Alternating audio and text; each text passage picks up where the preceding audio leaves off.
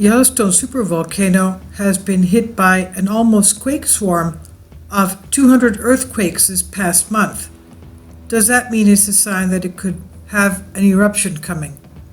There is a scientist that believes that we should, as soon as possible, release the heat from this area of the volcano. Yellowstone has been hit by almost 200 quakes in the past 28 days. Is that a sign of an eruption coming?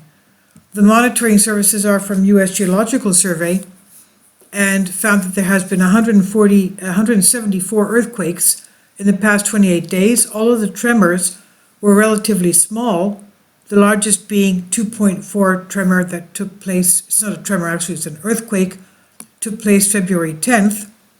And does that mean that it's a sign of an upcoming activity? Now, experts warn it's not necessarily the size of an earthquake, which is an indicator a volcano might erupt, or the quantity of them.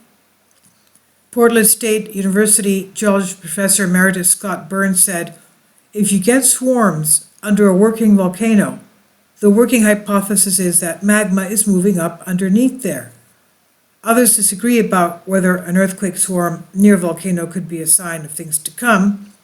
Jamie Farrell of the University of Utah, Salt Lake City, believes it's just part of the natural cycle of Yellowstone, saying earthquake swarms are fairly common in Yellowstone. We know that it's heaving, it's breathing, it comes up and it goes down. That's what it does naturally, according to most geologists having to explain what's happening in Yellowstone. Jamie Farrell says there's no indication that this swarm is related to magma moving through the shallow crust. Yellowstone Supervolcano is in the state of Wyoming, the northwestern part of Wyoming, and it laps over to Montana and Idaho. The last super eruption was 640,000 years ago. According to U.S. Geological Survey, the chances of Yellowstone eruption is about 1 in 730,000, with 640,000 years passed since the last major eruption. Yellowstone is edging closer to exploding, but it could still be thousands of years away, of course. Now, experts are preparing for the worst. They're now studying how a major eruption, which could instantly wipe out large swaths of the U.S., could be prevented. One NASA employee believes he's found a unique way to do that by feeding cold water into Yellowstone magma chambers, or around the magma chambers.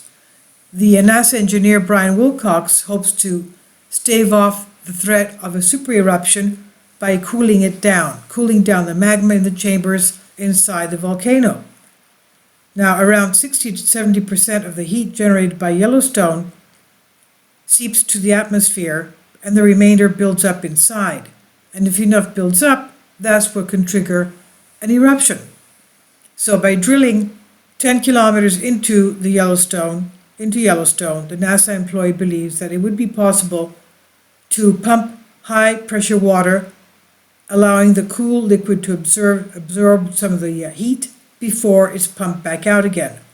And Wilcox told journalist Brian Walsh in a new book titled The End Times Plan, could cost $3.5 billion.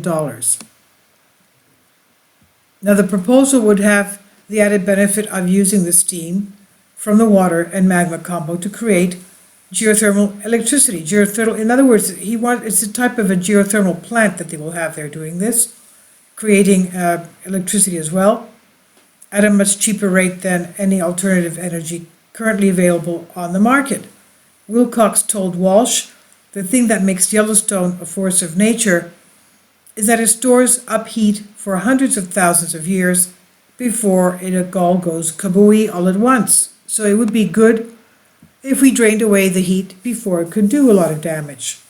There are others, though, that are not convinced about the feasibility of Wilcox's idea.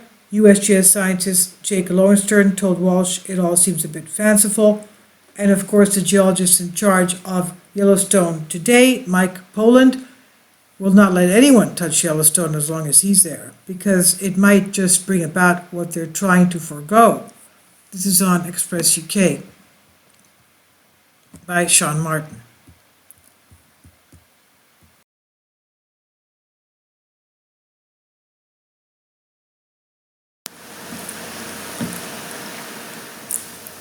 If you'd like to join me on my Patreon account, you will hear content not covered by mainstream media. These riveting stories will be based on my research, and I will state my opinions and give my personal insight on diverse and controversial subjects and world events not covered by mainstream media, and not supported by YouTube guidelines. So whatever I have on my Patreon, most of those will not be on my YouTube channel. Please consider becoming a member today.